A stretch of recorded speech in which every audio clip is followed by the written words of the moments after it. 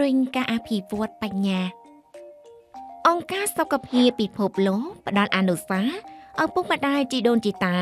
លេងល្បែងដូចខាងក្រោមជាមួយកូនដើម្បីជួយកូនអភិវឌ្ឍបញ្ញាកុមារមានអាយុពី1ដល់6ខែឲ្យកុមារធ្វើចលនាដៃជើងដោយសេរីនិងប៉ាទៅលើស្បែករបស់ឪពុកម្ដាយ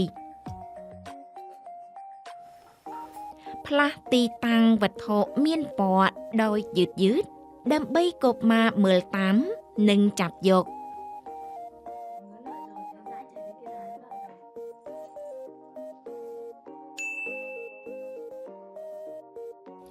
បីកុមារឲ្យតល់មុខគ្នាហើយនិយាយជាមួយកុមារដោយទឹកមុខញញឹម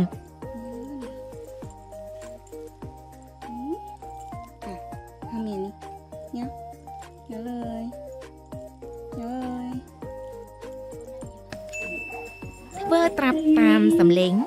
និងកាយវិការរបស់កុមារអាយុ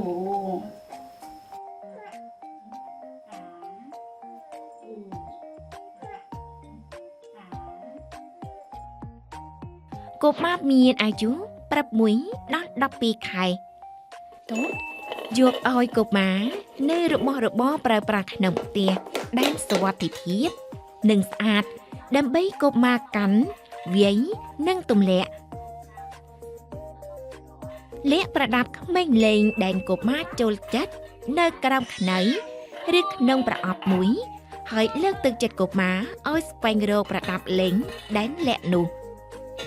ឲ្យកុមារនៅរបស់របរប្រើប្រាស់ក្នុងផ្ទះស្អាតដើម្បីគោះលេងបង្កើតជាសំឡេងផ្សេងគ្នាលេងបិទពួនជាមួយកុមារ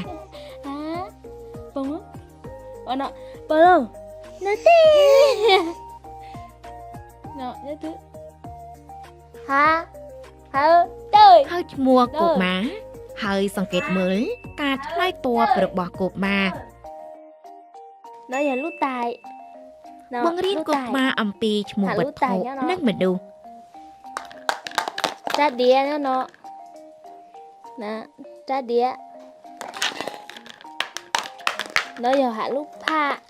បង្ហាញកុមារពីរបៀបទំនាក់ទំនងតាមរយៈ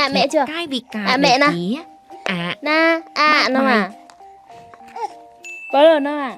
នៅពេល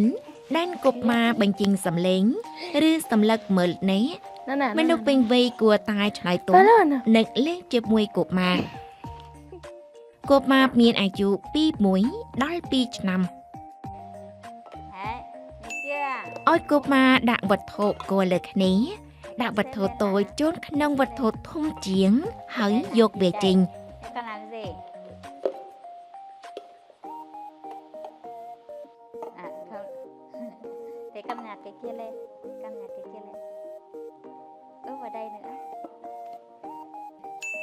ឲ្យកុមារបែងប្រភេទផ្លែឈើខ្ទឹមសស្លឹកឈើនិងផ្កាcon đứng lên chứ thế con lấy quả bưởi cho mẹ mẹ xin đưa cho bà một quả su su nữa rồi su su mẹ xin cất quả su su vào đây rồi quả chanh nữa quả chanh ở bên kia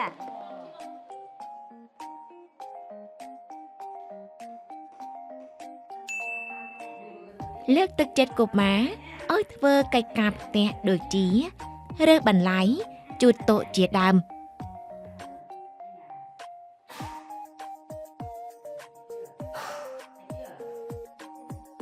កុមារមានអាយុពី2ដល់5ឆ្នាំបង្រៀនកុមាររៀនរាប់លេខហៅឈ្មោះវត្ថុនិងប្រៀបធៀបវា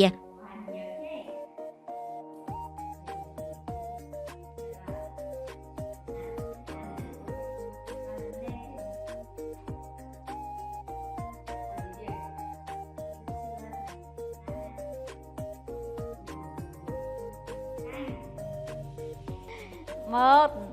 nào đếm nào hai lấy màu trắng cho mẹ. បង្រៀនកុមារបែងប្រភេទវត្ថុតាមពណ៌ Màu trắng cho mẹ. និងរូបរាងផ្សេងៗគ្នា Xin. Đấy, như lấy màu xanh nha.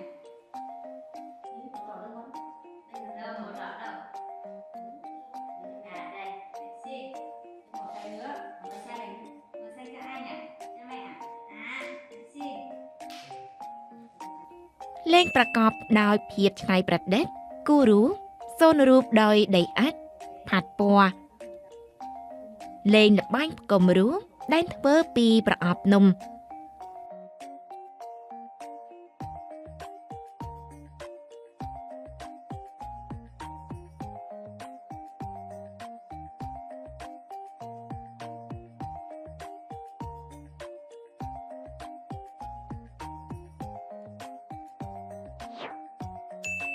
ក្នុងអំឡុងពេលលេងជាមួយកុមារឪពុកម្ដាយគួរតែ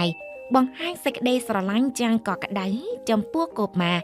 យកចិត្តទុកដាក់ចំពោះចំណាប់អារម្មណ៍របស់កុមារនិងលេងឆ្លើយតបស្ងើចសរសើរនៅពេលកុមារខិតខំប្រឹងប្រែងរៀនបបនិនថ្មីៗ